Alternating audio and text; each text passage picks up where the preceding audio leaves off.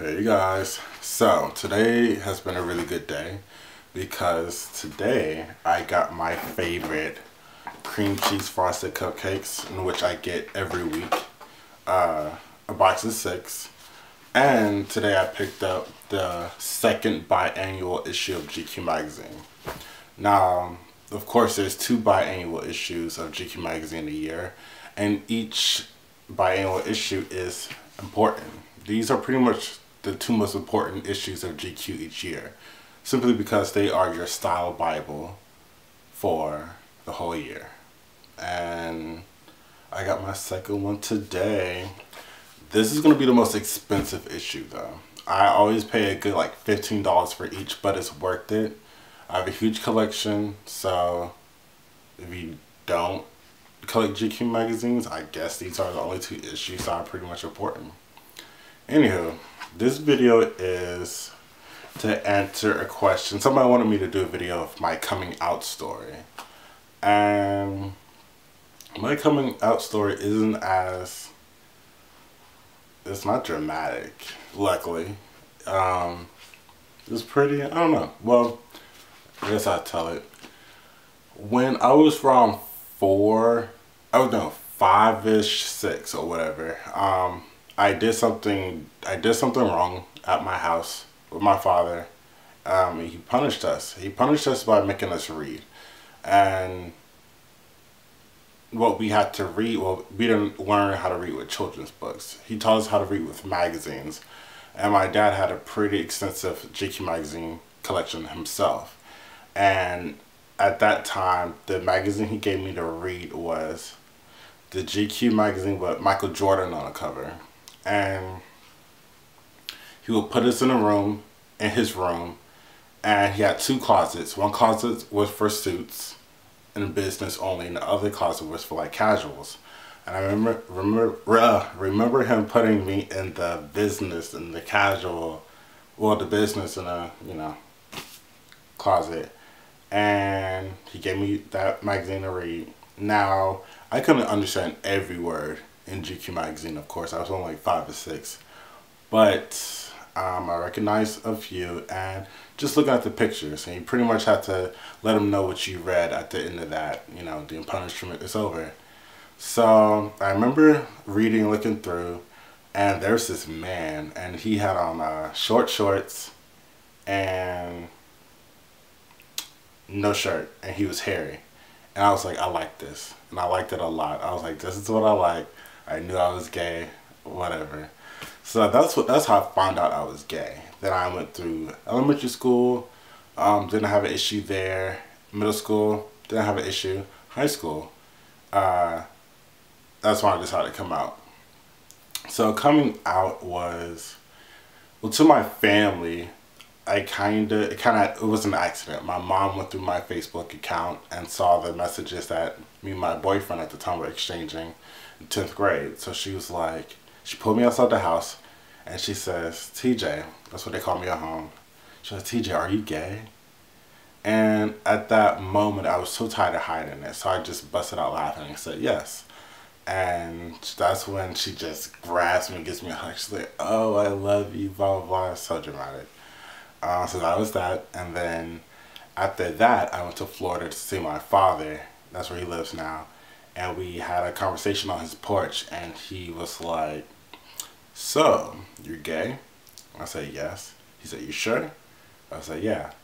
And he was like, if you like it, I love it. And his only advice was to continue to be myself and do not get caught up in the labels. And just be the person that I would want myself to be. And I have followed that, and yeah. So that was family. My brothers, sisters, like, fine with it. Had their little jokes or whatever, but that's with any siblings. And as far as friends, what I did with friends, I came up with the system to tell one person a day. And with each person that I told, they would help me tell the next person the next day. So by that, each day, there's some days I had 5 people, then it's, 6 people, whatever. It begins to become a game. And the thing was, it was like females, really. My straight guy friends, well, all I had was straight guy friends. And I was scared to tell them. because they weren't just like straight, they were like straight. These were like macho boys, football team, basketball team, everything. And or I hang out with these guys, and you know, they would play basketball, football, whatever. And there I am trying to act like I know how to do these things to fit in. So that's why I was so afraid to tell them. I was afraid of their reaction. So one of my friends called me. I guess word got around school. His name was Terrence, and Terrence was on a football team, and he's from New Jersey. He's very rough. He's very masculine. And he called me. He was like, "Hey, bruh, why the fuck you didn't tell me?" I was like, "Tell you what." He said, "You know what the fuck I'm talking about?" And I was like, you know, I was afraid of your reaction. He's like, "Nah, bro, nah, you my brother, you my brother."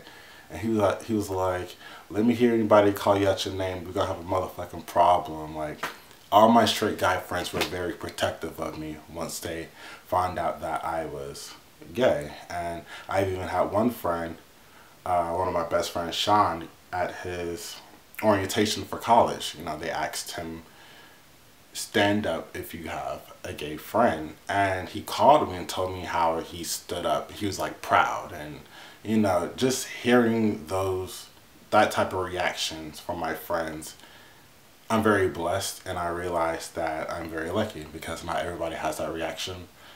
I pretty much got a good reaction from everybody. Now, being from a family who, outside of my immediate family, who's very religious, and Caribbean as well, my sexuality isn't always accepted, but being that those are the people I don't even see that often, and that my immediate family does not care, I could care less what they think. So I don't really factor in their thoughts into my whole coming out story because I could really care less. And yeah, so that's how I went with family. And just me as a person in the outside world and my sexuality, I'm fine with it. Like, I don't feel that I'm discriminated upon. And I almost feel like these days being homosexual has an edge. I feel like people and companies look for homosexual guys, being that there's this undeniable edge that they bring to the company, a perspective and ideas. Just, I don't know, homosexual guys are just, you know, they're just it, I feel. And I feel like a lot of homosexuals are in control these days, and they run a lot. I heard some guys saying that gay guys are just gonna take over the business, you know, and all that shit. And I kind of believe it, being that, I don't know, I feel like gay guys are naturally creative. They have the best ideas. Yeah. And once we put that into business, that's good shit. So yeah, that's my coming out story. No sob story, nothing that you will find on Oprah. It's just very simple. Yeah. So I'm lucky. Yeah. So that's it. And yeah. Adios.